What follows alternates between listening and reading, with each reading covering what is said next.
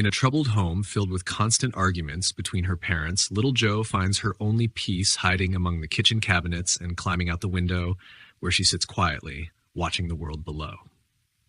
2 decades later, Jo is now an adult and still haunted by her childhood.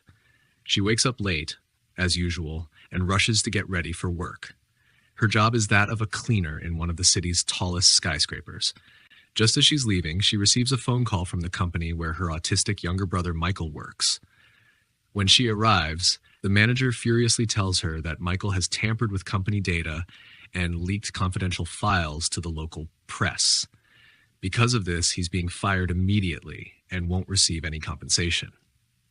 Jo argues in anger that this is already his 8th job, but the manager reminds her he's lucky they aren't pressing charges for data theft. As they leave the office, Jo gets another call, this time from her own workplace. Her supervisor warns her that if she doesn't arrive within 2 hours, she'll lose her job as well. Desperate and with no one to watch Michael, she decides to bring him along. In a hurry, Jo tries to start her old motorbike, but it refuses to start, forcing them to catch a bus. Unfortunately, they board the wrong one and have to scramble out mid-journey to find another. When they finally reach the building, Jo enters the elevator alongside the company's CEOs, Jeffrey and Gerald Milton. A pregnant employee named Morgan joins them, but Gerald makes a cruel joke, saying pregnant women should stay at home. Morgan fires back that if they paid her maternity leave, she wouldn't have to work.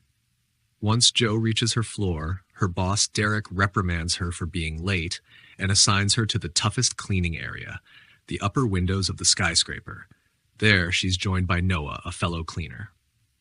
Meanwhile, Michael, who's being watched by a security guard, manages to wander off and begins exploring the building on own. Elsewhere, the Milton brothers sit for a televised interview about their company's rapid success in renewable energy. Jeffrey smoothly handles the questions, while Gerald merely nods along, barely paying attention. While cleaning the high-rise windows, Noah chats with Jo about nature and humanity's destruction of the planet, quoting a haunting line, "All flesh is grass." He seems deeply thoughtful, admiring the beauty of the world from above.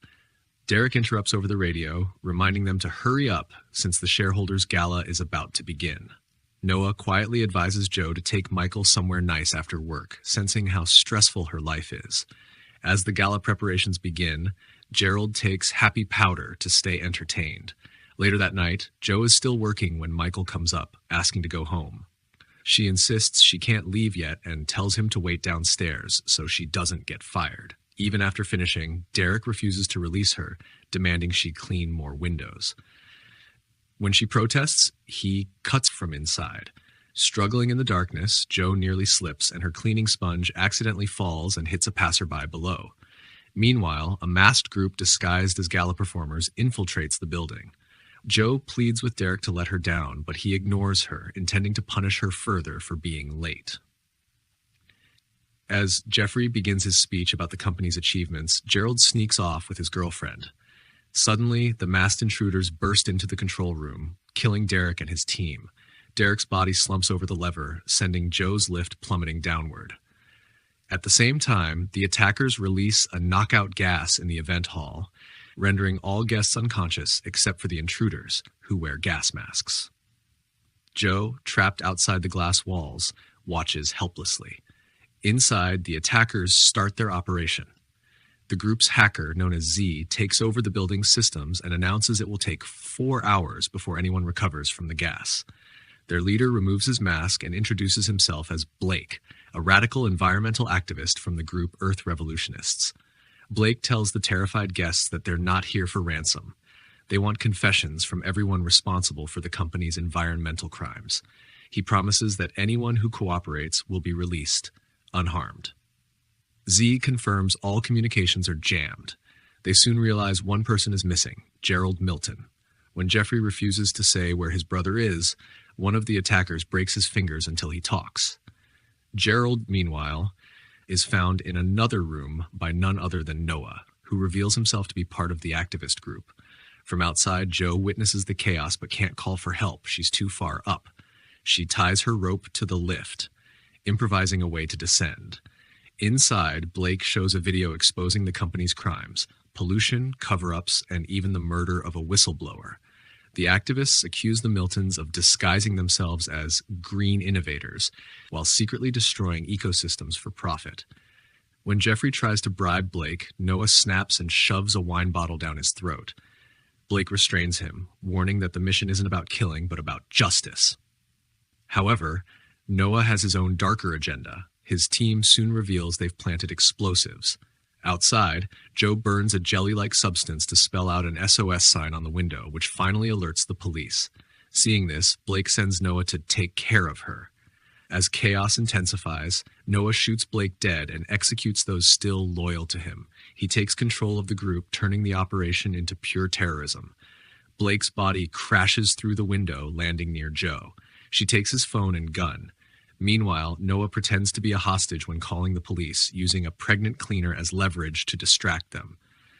The media broadcasts Joe's face as a suspected terrorist after the police misinterpret the scene.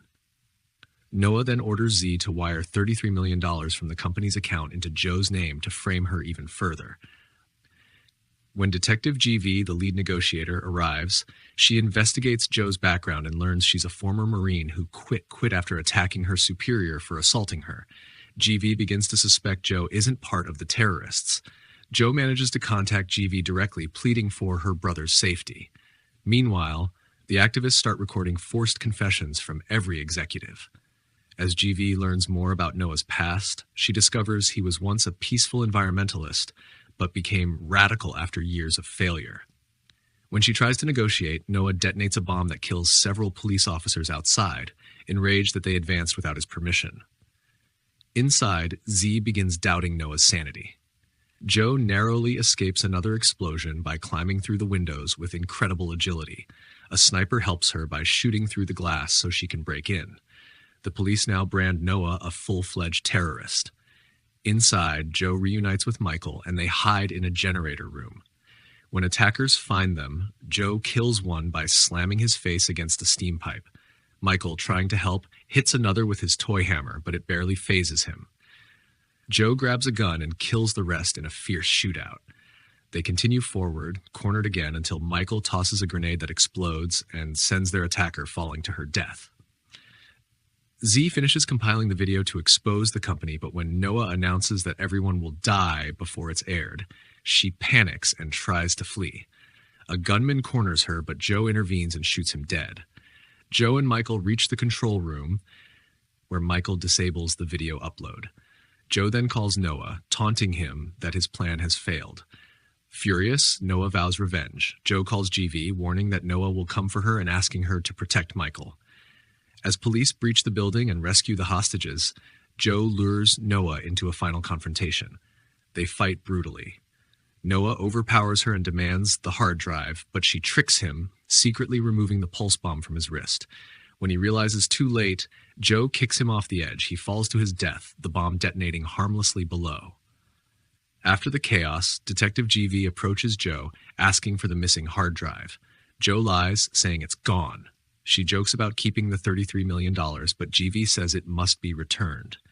Days later, leaked footage of the Milton brothers' confessions floods the internet, exposing their corruption to the world.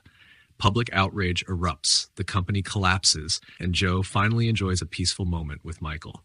The story ends with the two siblings sitting together, safe and smiling at last.